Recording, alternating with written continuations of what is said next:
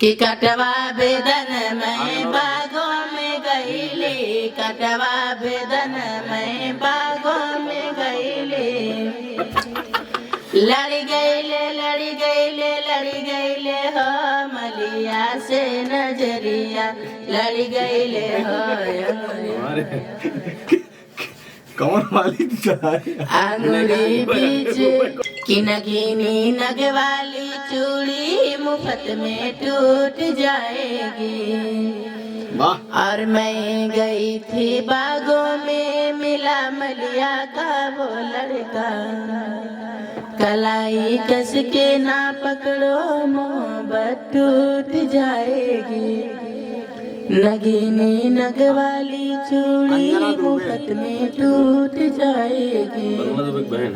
अच्छा कि गुमान यार मत करो गोरे बदन पे